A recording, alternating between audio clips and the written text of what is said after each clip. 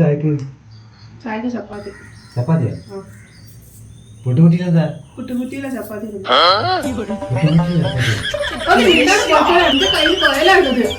നിങ്ങൾ ഇവിടെ ഇരിക്കാന്നില്ലേ? ഞാൻ അവിടെ നോക്കിയ നിങ്ങളെ. നിങ്ങൾ എന്താ കല്യാണ പോലെയല്ലേ? ഓർമ്മയില്ല? ആ മൂവിന്റെ എന്ത് കൊഞ്ചി പോയാലും വിചാരിച്ച് ഞാൻ കാണൂലെന്ന്. അതെന്താണെന്നറിയോ? അവളെ കാണാൻ നല്ല ഭംഗിയില്ലേ? അവളെ കമ്മലും ഡ്രസ്സും കാര്യങ്ങളൊക്കെ ഇട്ടിട്ട് നല്ല ഭംഗിയില്ലേ? അത് എവിടെ വാങ്ങി വെച്ചാ അതേമാതിരി എനിക്ക് വാങ്ങി നിന്നെങ്കിൽ ഈ അതേമാതിരി ഭംഗി ഉണ്ടാവും. അപ്പൊ ഞാൻ ഭംഗിയില്ലേ?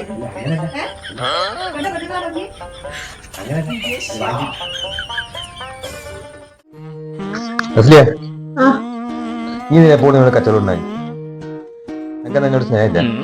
നിങ്ങളോട് സ്നേഹം മാത്രമേ ഉള്ളത്. പിന്നെ എങ്ങനെ കച്ചവടം ഉണ്ടാ? നിങ്ങളല്ലേ പറഞ്ഞത് സ്നേഹമുള്ളടത്താണ് കച്ചവടമൊക്കെ ഉണ്ടാവാന്ന്. അതുകൊണ്ടല്ലേ ഞാൻ എപ്പോഴും കച്ചവടം ഇരിക്കുന്നു.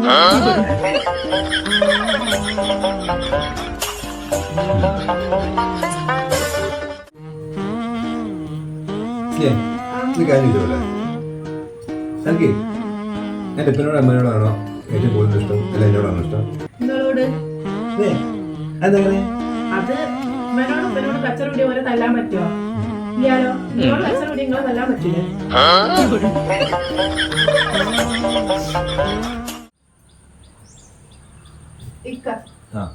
അടുത്ത ആഴ്ച നിങ്ങളുടെ ബർത്ത്ഡേ അല്ലേ?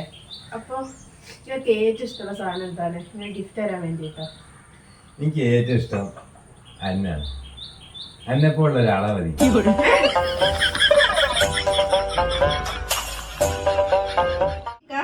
പിള്ളേർക്ക് മാത്രമല്ല സ്കൂളിൽ അധ്യാപകർക്കും മൊബൈൽ ഫോൺ ഉപയോഗിക്കുന്നതിന് വിലക്ക് കാസർഗോഡ് ജില്ലാ വിദ്യാഭ്യാസ ഓഫീസർ ഉത്തരവ് ഇറക്കി.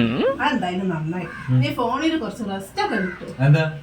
എന്റെ പൊന്നോ, സ്കൂള് തുറന്നാ പിന്നെ പറയണ്ട. കുട്ടികൾ നടക്കുന്നതും പിടിക്കുന്നതും തിന്നുന്നതും കുടിക്കുന്നതും. ഒരു മുട്ടായി കൊടുത്താൽ വരെ അതെടുത്ത് റീൽസ് ഇടുന്ന പണിയാണ് ടീച്ചേഴ്സിന്.